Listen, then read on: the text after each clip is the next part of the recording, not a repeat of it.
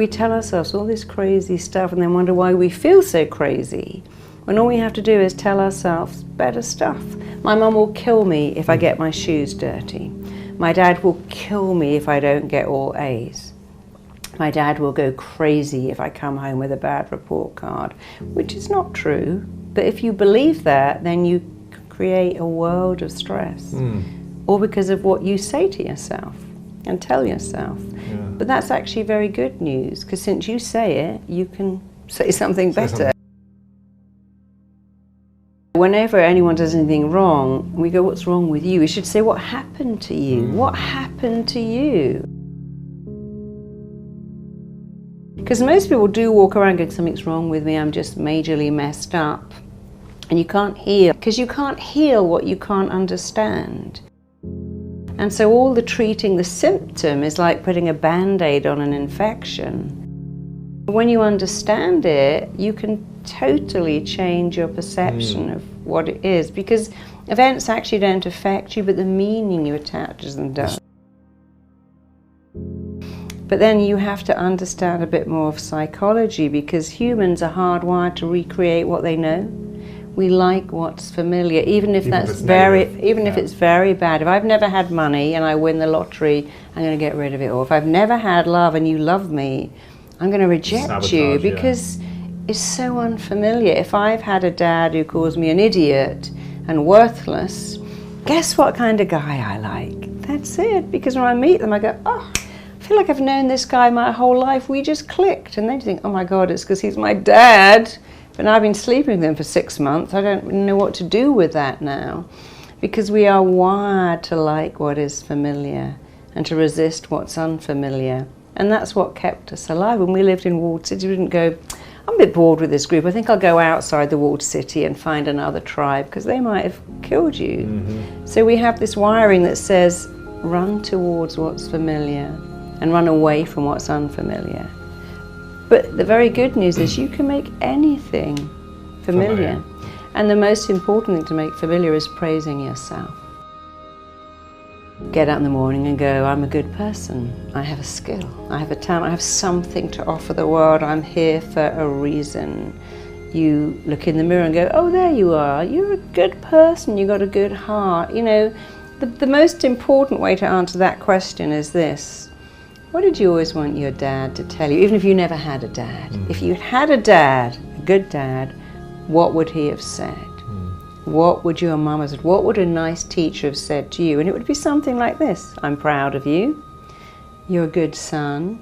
I'm so glad I'm your dad. How lucky I got to have you. And a teacher would say, you're such a smart kid. What a joy it is to teach you because you're smart. And we all want to hear the same stuff. I love you, I'm proud of you, you're interesting, you're a great company. Nobody needs to hear I'm the best dentist in Beverly Hills, because that doesn't work. It's emotions, and many of my clients, their mother might be dead, but they're still trying to get her to approve of them. Wow. Dad's living in another country, but they're still working to make him like them. And you know, the most important thing is you like you. So whatever you wanted to hear, say it to yourself, because your mind doesn't even know that it's coming. And it also doesn't care. Your mind doesn't care if what you tell it is right or wrong, or true or false, or even if it's good or bad, it lets it in like chapstick on your lips. Your lips don't go, is this organic, fair trade? Just lets it in. It needs a bit of nourishment. And we need some nourishment, and words are very nourishing. And there is actually nothing on the planet that will raise your self-esteem like praise. And the mind likes repetition, and when you say it every day, your mind kind of goes, oh yeah, here you go again with that praise. You say it every day, must be true, and now it sinks in. Problem is, if you criticize yourself every day, it says the same thing. And the familiar, unfamiliar, if praise is unfamiliar but criticism is familiar, and you say to someone like Robin Williams, oh my God, that last show was funny, he goes, didn't you notice? I've left out the best. I fluffed a word. It wasn't as good as the one before. So if you're not used to praise, you'll reject it. And if you're used to criticism, you'll add it in. Because we do what's familiar. So if we say to someone, I love your book. They go, oh, actually, it's not that good. The other one is much. I love your top. Oh, I got it in a car boot sale. It's 5 years. I've got a hole in it. So if we haven't got praise, we actually reject it. And you just have to say to yourself, I'm going to make this familiar. I'm going to praise myself every day. It might feel weird, but I'll keep doing it. It's a bit like running. You know, running isn't familiar, especially around Beverly Hills. But if you put your shoes on and go for a run on concrete, eventually it becomes familiar, and then you like it. You can make anything familiar or unfamiliar. And my advice to everyone is look at your bad habits and make them unfamiliar. And look at what you want, especially praise, and make it familiar, more so because if you've got a startup or you're working for yourself, the days of a boss going, well done, good job, pat on the back are over. And you have a praise muscle and no one's going to build it up except for you. But if you build it up, it makes you bulletproof. There's only 3 things wrong with everyone. Everyone has got 3 things wrong. The number 1 is I'm not enough. The second one is I'm different, so I can't connect. And the third is I really want something like freedom from depression or success, but it's not available. But I'm not enough is the biggest. I mean, I've worked with hundreds of thousands of addicts. I've never found one ever that ever believed they're enough. And if we look at the key addictions, shopping, binging on food, binging on alcohol, all of those things come from a feeling of emptiness inside because we're taught, oh, you feel a feeling? Why don't you eat some donuts or go onto eBay and buy, or Amazon or buy something, or have a drink? And our feelings are the most real thing we have, and we push them down. We find all this stuff to buy or eat or drink or take to keep us, like John Lennon said, comfortably numb. But then the feelings regroup and come back because they've always got a job to do. And I always say to my clients, look, you've got to feel the feeling until it no longer requires to be felt. You can't eat it or drink it or shop it away, but we're all taught that we can and should. So I'm not enough is the biggest problem I see. The mind's job is to tune into your thoughts and give you what it thinks you want. And it can only work that out by what you say. When you say, this 405 is killing me, I'm dying, my boss makes me want to kill myself. Your mind goes, you better not go back to that place called work. I think I should give you an ulcer.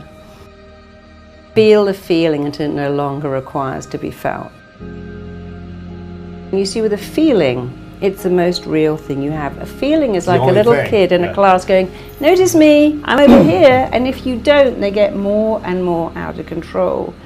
And so when you don't acknowledge your feelings, they regroup and they regroup until they become outrage, rage coming out. And then suddenly they go a bit crazy in the car park of a store or the line of a store because the mind says, I've got all this rage, wants to come out. Someone just cut into the line, take it out on them. And it's so ineffective because I have something I call AAA, which is be aware of your feeling. Most people have no idea what they feel. They go, I shouldn't feel jealous. I shouldn't feel envious. I shouldn't be furious with this kid who's keeping me up all night. So they're not aware of it. They certainly can't accept it and they never get to articulate it. But if you can say, you know, my wife's a good person, but actually I'm furious with what she's doing. It really hurts my feelings. That's why group therapy in places like AA, the good thing is you get to say, sometimes I could quite cheerfully hurt my wife. I'm not going to, but I feel like it. Oh yeah, I feel like that too. Because when you can express your feeling, it goes away. Feelings are like gas. They're in or they're out, and they hurt much more when you keep them in. And you want to let them out. Maybe gas, I mean, obviously right in the middle of a meeting, but when you keep stuff in, it causes you pain. And all psychiatrists will tell you, and if you want to be sorted out, here's something you must do. Express your hurt as close to the event that hurt you happening as possible. You can't get any resolution after 10 years or 20 years. But when you can say to your friend, look, I love you, you're my friend, but it really hurt me when you didn't even turn up to my wedding and I still had to pay for all of that and you didn't call and it hurt me. I still love you, but you hurt my feelings. Then it's gone. But when you keep it in, you can't get resolution. But when you say, I was hurt when, or I felt hurt by, And you can say it to a wall, you can say it to a force, you can say it to a mirror. You can write it down. It's not for the other person. It's good to say it because it's out then. And then it goes away. It's the most wonderful thing, it goes away. And then everything is so different.